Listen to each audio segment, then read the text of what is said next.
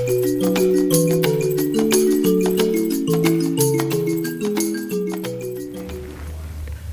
up, guys? You guys know who it is. This is Apple Podcast. Today, I have a special video for you guys. I have two artists, Kingk and Soundgahd. These are two Cameroonian musicians. They started from nowhere and they grind and they got somewhere. This video is not just for show, it's to actually inform you guys and let you guys know how the music world is personally. Soundgahd himself, I've known him for pretty much when he released one of his music. I forgot the name of it, but we'll get back into it. The question I have for you is, okay, a lot of Africans tend to just do music, you understand? And in order to just do music, you have to have, you know, the equipment. A lot of people think that recording it on your phone and throwing it out there is how you do it. How would you say music should be done for a lot of people? Well, I'm not going to say like a specific how music should be done. Music itself is an art, so it depends on how you choose to do your art. But how I do my music is like, you know, we have a studio, we come here, we sit down, we, you know, plan everything out, try to get a perfect melody out of like what we're doing. Like, we don't just come here and just like, you know, play around. We actually, there are days where we just joke around, but there are days when we take it serious and we're like, okay, we're trying to do something specific, we're trying to achieve a goal, and we get it done. Yeah. Do you have you want to add anything to that? Nah, man, that's pretty much it. That's pretty much it. It's just, you just come in and, like you said, there's days when you come in, you have an idea, you know that this is exactly what you're going to do. And there's days when we're just here and you're blank and you're like, what should we do? And you could just be like, let's make a song about a red cup. And it just starts from there and just builds up. Like, music is an art, so you can't force it. You can't, it just happens. If it happens, it happens. If it doesn't happen, it's not going to happen. And days that it doesn't happen, don't force it. Just let it go and just come back to it. That's it. So, from you guys' background, you know, we came from Cameroon, and our parents have like a mindset of us just going to school and getting a degree and working. Where did you guys get your motivation from to do music, and do your parents support you guys supporting music? You know, actually, a lot of people don't know this, but I only learned Pidgin English when I came here in the United States. I didn't know it back in Africa. Okay. Because like they always sent me to like, I was sent to a boarding school where you weren't allowed to speak Pidgin English and all that. And when I got over here, I realized that, okay, Pidgin English is an art where you can use in your music, and I had to learn it and use it in my music. I use it in my music every day, and people love it. And so, also, well, my music has grown a lot, and I'm just appreciative of like, because my parents didn't really support my music that much, but I had to like, you know, sneak in and do my stuff, because my parents don't really like my music, but I had to do what I had to do, you know, because I love the art. So yeah, that's what I did. What about you? Same kind of thing, man, but it's funny because the people that, like, my parents didn't support me. My parent, she didn't really support me, but the funny thing is, that's who I drew inspiration from the most. You know, it's funny because, you know, like when I was growing up, my mom always listened to all types of music. Like, I knew about country music and all that, like, from Cameroon. So, like, she was influencing me in ways that I didn't even know. But then when I came here and I was like, yo, I want to do music and all of that, it was like, nah, you got to go be a doc. And I was just like, yeah. But then it was a couple of years ago, I did a show. She showed up, surprised, and I was like, I didn't even know. And then I seen her in the crowd. I was like, oh, crap, like, damn. And that was it. Like, from then, like, she's really been just, if this is what you want to do, this is what you want to do. So I took her basement, turned it into my studio, and, you know, so, yeah, it's just, literally, it's the same story. Like, sometimes you start off, they don't support you, but then if they see that you're really serious about it, because I feel like people have this whole thing about African parents, like, oh, they're only focused on school. But if they really see you that this is what you're committed to, they'll support you. I feel like they'll really support you, like, regardless of what it is. What's it called? So we know you've released many songs, right? And you know, you started from not so good to being great. Yeah. How would you rate yourself from the music you created with your what was the song you created where you were rapping? Was it rapping in pigeon with your Ah man, that was a long time ago. I don't even think I remember the name of the song. It was like one of the first songs I ever put out, and that was when I just started music and I just started producing. And I remember back then, like, I was trash. And no, I'm not gonna lie, I was trash. But when I look back, I like things like that because when I look back at it and I look where I am now, I see the progress I've made, and it encourages me every day to like keep coming to the studio, keep learning, keep practicing, and that's how I'm gonna get to where I wanna be.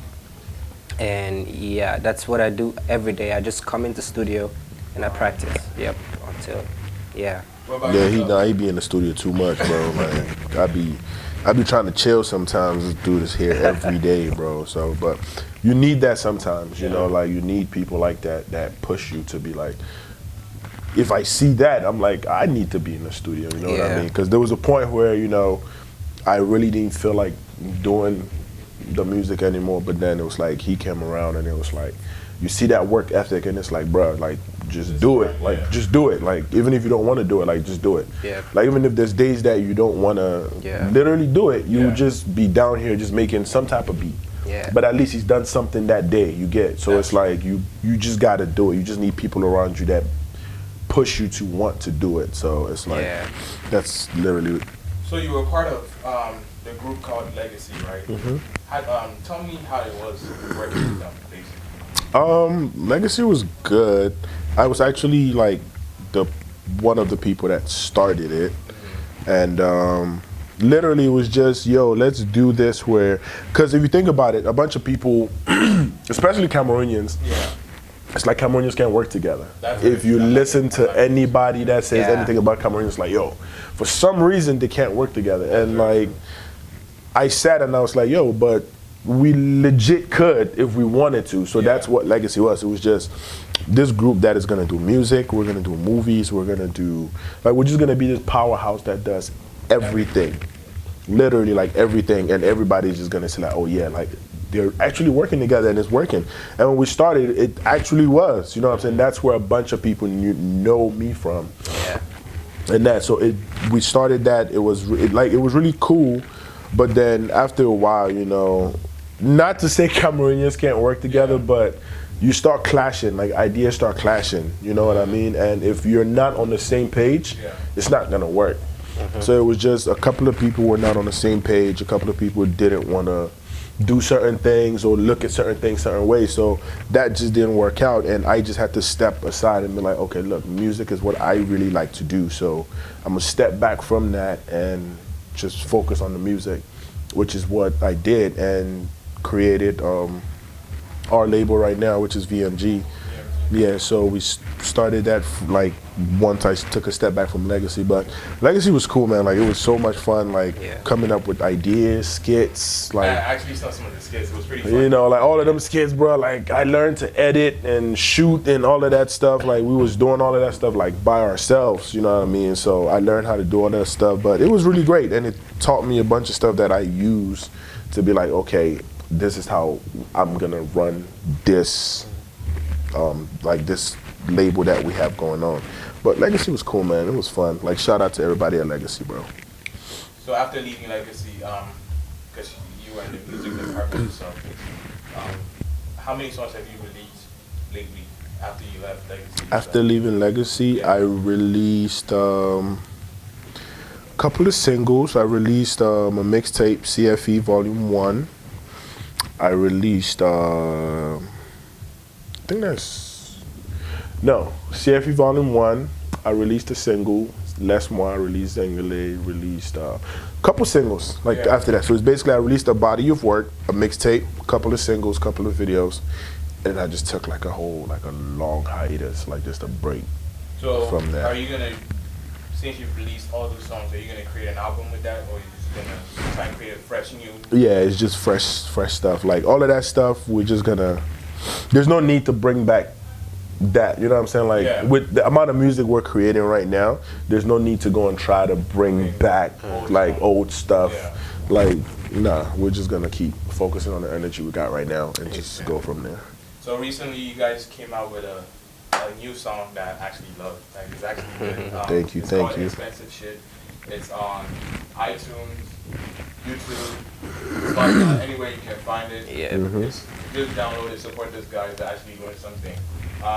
So tell me about it, because Oh man, this was actually one of the first times when we got together in the studio, and it was me, Kimbo, and Viziville in the studio, and we were just chilling. We didn't really have any ideas at that moment. We just wanted to make something, and so I started on this beat, and Tanaya was here in the studio as well. And shout out to Tanaya. Shout out to Tanaya, man. She's a great vocalist. So she was here in the studio, and I started making this beat, and I was like, okay, let me see, I can add Tanaya's voice to it to make it as a sample.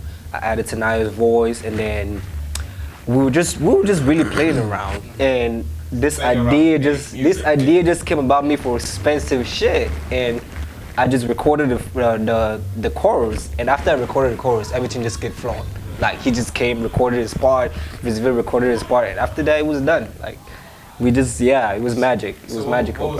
How long did it take, basically? I think it was quick. Answer that? No, to be honest, it was quick.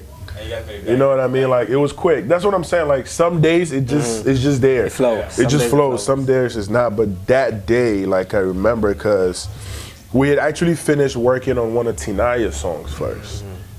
So once that was done, we're just like, what now? You know what I'm saying? And he just started boom, boom, and I was like, oh, that's fire. And then I was sitting, and Tinaya was actually sleeping. And he was like, yo, let's add her voice to this joint. It'll be fire. And we had to wake her up. So we had to wake her up. Like, yo, come do this. So he literally told her, like, yo, do this. Like the whatever he wanted. He was like, do this, do this, do this. Use that. And then literally we're just chilling here. And then he was like, yo, I got an idea. Yeah. So he recorded the hook and all of that. And I was like, once the hook was done, like he said, like everything just done. Everything like once he did the hook and we kept listening to it, like the verse just came, and then Vreezy was here, was like, yo, like, just jump on this. And that was it. So it was like, that was literally like one of the first joints we recorded a long time ago, like the very first joints. And we were like, it's fitting to release that first, because there's a bunch of other stuff we could have picked to release like after that, but we're like, it's kind of fitting, like with this whole new venture and everything that we're doing. The very first thing we did that we felt was great, let's put that out. You know, so that was literally it. Like, it took us like what, an hour and a half, maybe 2, for that song. It wasn't a long time. Yeah, it was quick. Since we're in the year 2020, people have their goals and everything set, right? As a record label itself, what did you guys outgo for the year 2020? You want to answer that, or should I answer that? Just go.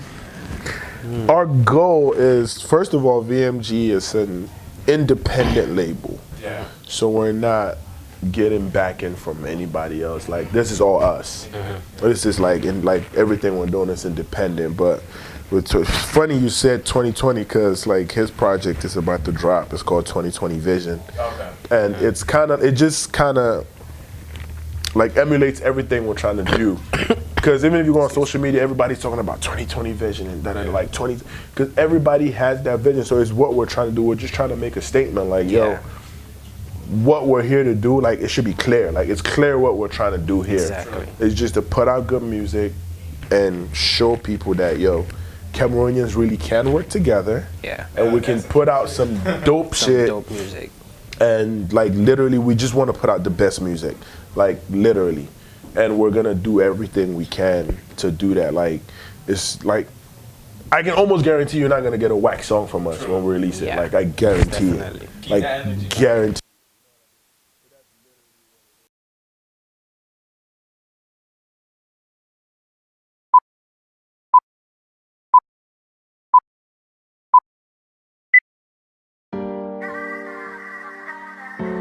Soundgahd bless me, God.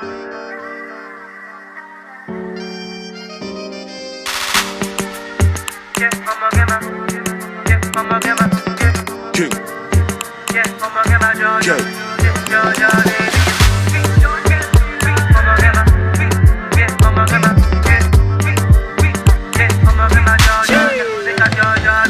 Rocking expensive shit. If you know be Gucci, Gucci or Prada, make you know they call me rocking expensive shit. I'ma get my Jojo, get make a Jojo, baby. Rocking expensive shit. If you know be Gucci or Prada, make you know they call me rocking expensive shit. Yeah. I'ma get my Jojo, get make a Jojo, baby. See, yeah, I know, ain't nobody out here flyer then. Spending money, let's say I print them. You give men and the lie, I go.